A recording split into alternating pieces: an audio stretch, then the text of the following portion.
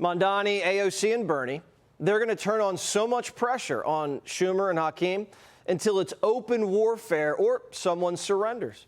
Until then, the communists are just going to infiltrate the party like a parasite inside a host's body. But it's Chuck who's really feeling the heat. One of Mondani's little leprechauns who won in New York. Turns out she was arrested outside of Chuck's office just last year. Then she said, quote, any politician who's not doing something about Palestine is failing New Yorkers. The communists are harshly critical of Israel. Democrats win 2/3 of the Jewish vote. So this is going to be a big problem. Wait until the communists go on CNN or CBS and start trashing Israel. This is going to get wild. These people are like Antifa in a pantsuit. The Democrats didn't call out Antifa. They didn't really have to because they didn't take their seats. But now that power's on the line, real money, real influence, the Democrats are going to have to fight back. They have to. The communists are more of a threat to the Democratic Party than Donald Trump ever was. Because Donald Trump, he's not messing with your primaries. Communists are in the streets. They're knocking on doors. They're making calls. It's a movement and a machine. The Obama boys, they know a little thing or two about community organizing. It is very clear that the groups on the left, Justice Democrats, Democratic Socialists of America, Our Revolution, are out organizing, out fundraising, out working, out maneuvering the traditional party institutions. They have captured the energy. They are being more creative. They're being more strategic. They're being more aggressive. And if you are someone in the Democratic establishment, you should be deeply concerned about what this says. The Democratic Party has a two-front war in its hands. They have to beat MAGA in the midterms and take the White House in 28. And they have to fight off a guerrilla army on their far left.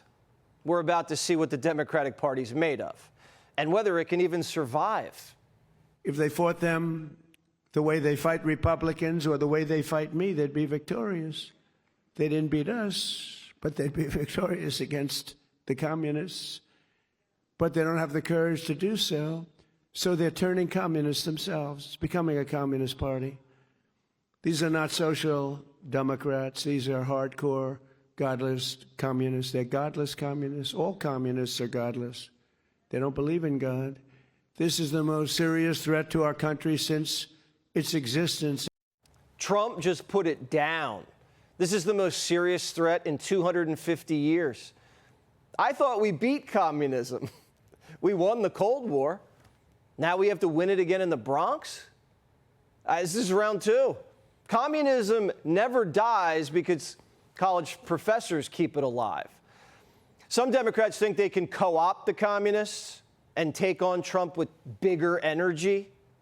I mean, look, we've got to have a Big Ten if we want a majority. And the reality is that while the media and a lot of talking heads like to try to point out all the differences here, there are a lot of things that we're united on. You know, like, let's make sure that we stop ICE from terrorizing our cities. I've said ICE not only needs to be abolished, they need to be prosecuted.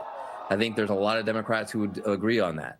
There's a lot Democrats and communists agree on? Like what? This woman, Chevalier, says she wants to seize the means of production.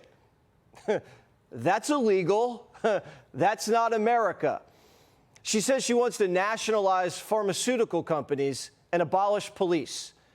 Is that something they have in common? Or how about this? Chevalier wants to seize all properties from landlords. The funny thing is, Chevalier's father's a landlord, so she has daddy issues. And how's she going to even do that? Are a bunch of thugs in Manhattan going to torture the landlords until they sign over the deeds? Government seizing private property is going to lead to blood in the streets. Always has. We fought a revolution against a tyrannical government. Do communists even celebrate July 4th? Someone should ask them that question. Mondani, he's already got cracking. He's freezing rents. New York, the Independent Rent Guidelines Board just froze the rent.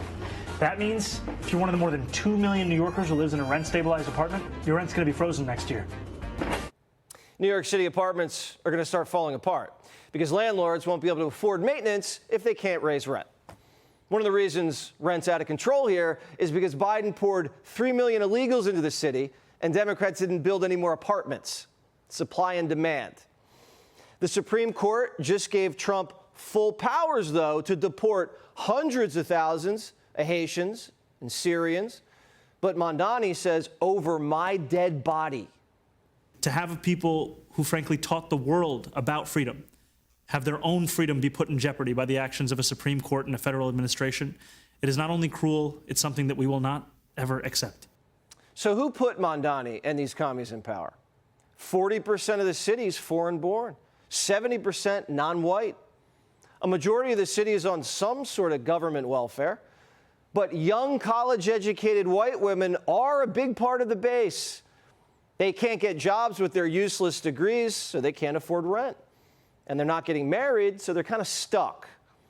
And they're angry at America, at capitalism, and at their party.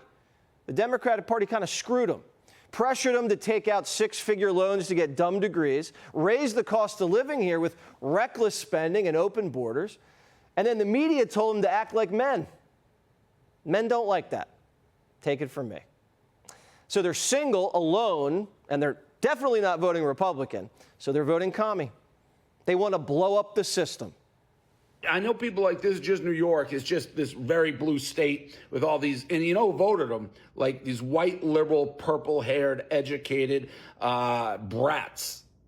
That's who voted, who want to, I guess, overthrow the government of the United States, whether peacefully or what, and install communism and socialism.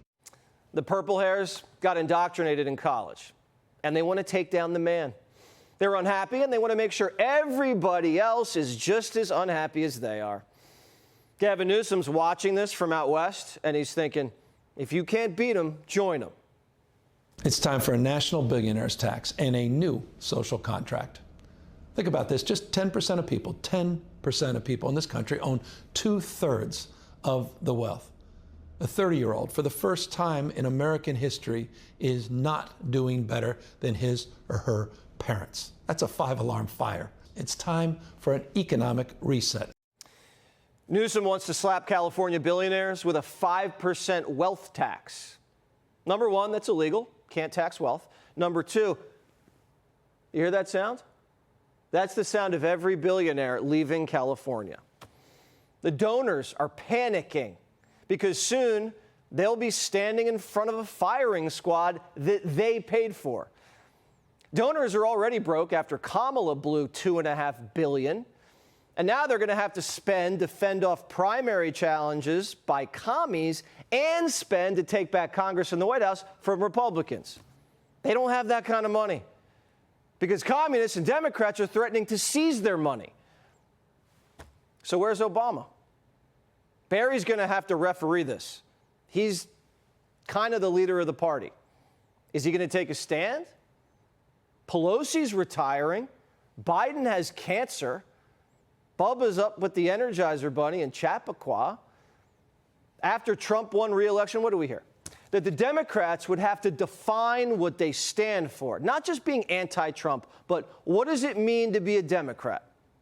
Well, here's their opportunity. All it takes is some common sense. I think I'd be the greatest communist in history. I'd give free rent. Ladies and gentlemen, from now on, you don't have to pay any rent. From now on, anybody wants a house, don't worry about it. Just pick the house you want. Everybody gets free food. Everything is free from this point forward. Everyone's going to vote for me. The problem is, after 2 or 3 years, the country is a disaster area. That first year, boy, you're the most popular. It's happening right now in New York and California. But you'll start living in squalor. Be sure to like and subscribe for all the Fox News latest on YouTube and catch full shows streaming now on Fox One.